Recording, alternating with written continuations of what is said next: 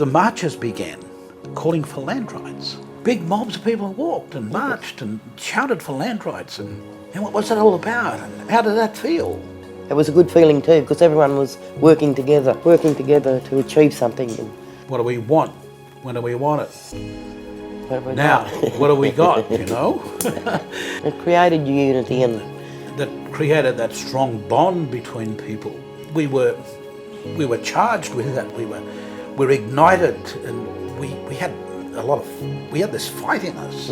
We all came together like people from all over Australia just come together and went and marched because they seen the need.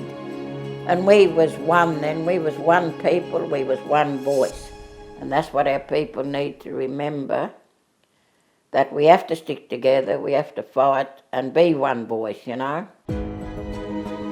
With land rights, it could give us the start of an economic base, but I knew it had to be better than what we had, because at that important time we really had nothing.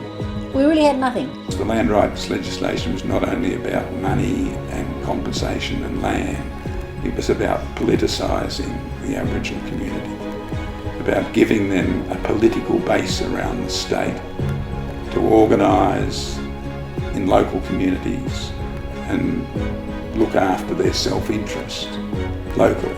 We knew in our hearts we were doing the right thing. What we had to do at this time in our lives was fight for Aboriginal people, because if we didn't, we wouldn't have what we have today. We wouldn't have our own housing, or we wouldn't have our medical service, or we wouldn't have the education, and we wouldn't have scholarships. What worries me is with one stroke of a pen or one word from government and we're finished, you know. Forever and a day we need to be recognised and accepted, and we are the lone owners of this land, and we need something that's going to consolidate us and our generations for the future, for years and years, not just for now and for a couple of years, but forever.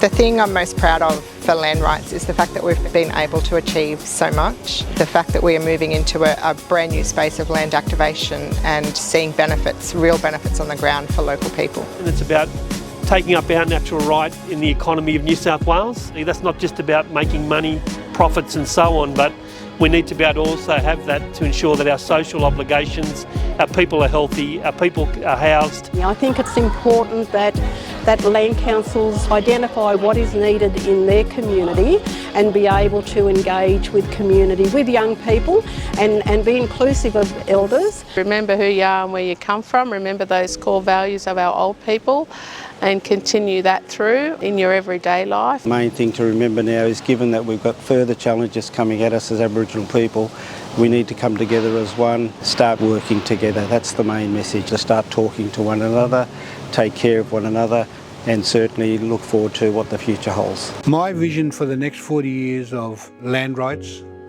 is that we've got a network that is powerful, it's dynamic, it's able to do things for its community.